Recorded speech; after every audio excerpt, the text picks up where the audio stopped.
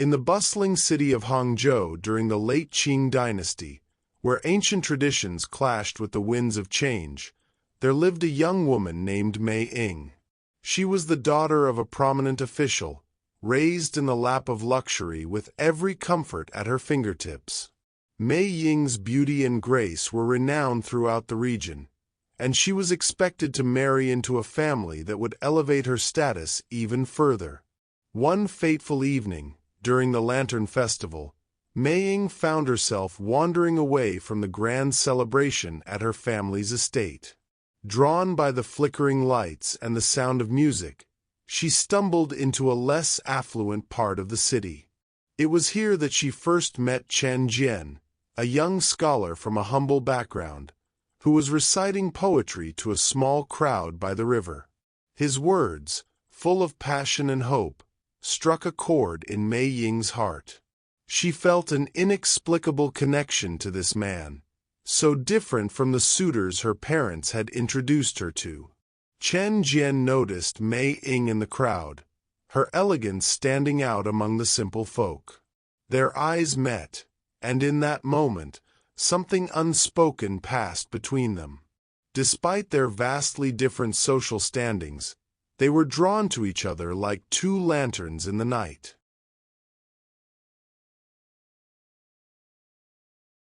Over the next few weeks, Mei Ying and Chen Jian began meeting in secret, under the cover of night. They walked through hidden gardens and along quiet streams, sharing their dreams, fears, and hopes.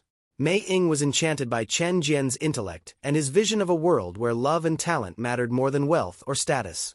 Chen Jian, in turn, was captivated by Mei Ying's kindness and her willingness to see beyond the rigid societal norms. But their love was not without its challenges. Mei Ying's father, Lord Mei, had already promised her hand in marriage to Li Wei, the son of a powerful general. Li Wei was everything a father could want for his daughter: handsome, wealthy, and influential. Mei Ying was torn between her growing feelings for Chen Jian and the sense of duty that bound her to her family.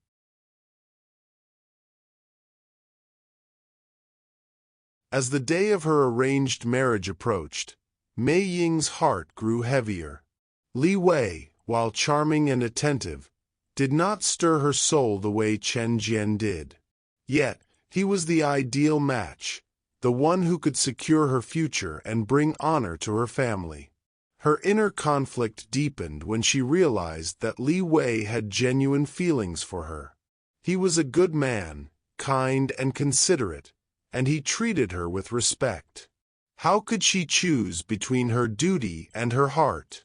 Meanwhile, Chen Jian struggled with his own demons. He knew he could never offer Mei Ying the life of luxury she was accustomed to. His love for her was pure, but he feared that loving her meant condemning her to a life of hardship. He began to withdraw, thinking it was better for her to marry Li Wei, a man who could provide for her in ways he never could.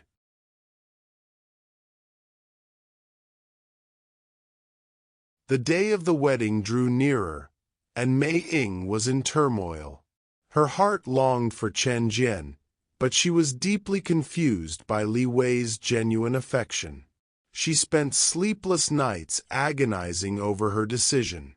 In a final bid to understand her feelings, she visited the temple and prayed for guidance. There, she encountered a wise monk who told her, "True love is not measured by wealth or status, but by the sacrifices one is willing to make.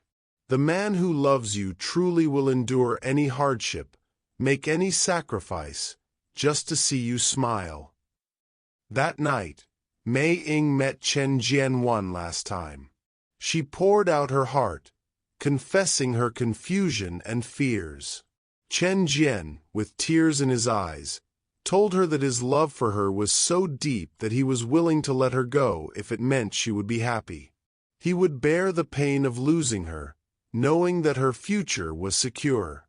It was then that Mei Ying realized the depth of Chen Jian's love.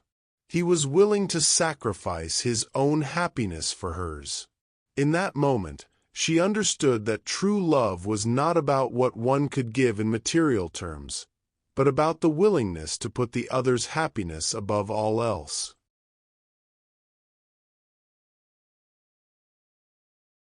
On the morning of her wedding, Mei Ying made a decision that shocked her family and the entire city. She refused to marry Li Wei. With a heart full of resolve, she declared her love for Chen Jian, stating that she would rather live a simple life with a man she loved than a life of luxury with a man she did not. Li Wei, though heartbroken, respected her decision. He knew that forcing her into a marriage without love would bring them both nothing but misery.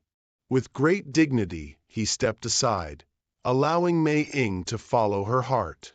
Mei Ying's father was furious, but he could not deny the strength of her resolve. After days of pleading and reasoning, he finally relented, seeing that his daughter's happiness was more important than societal expectations.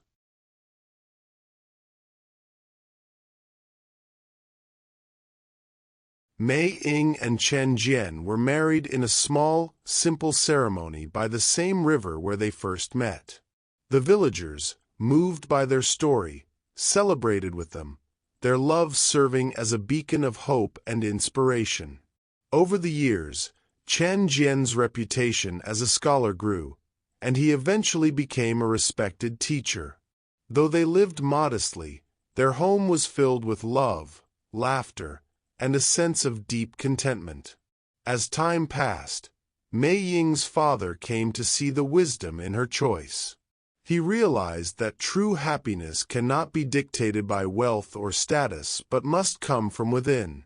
He and Mei Ying's mother grew to love Chen Jian as a son, and the families were reconciled.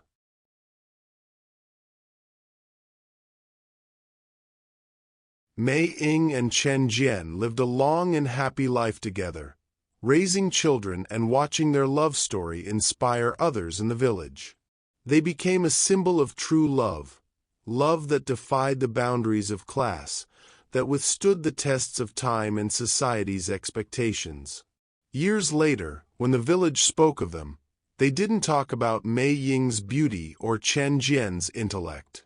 They spoke of the sacrifices they made, the strength of their bond, and the courage they had to choose love above all else.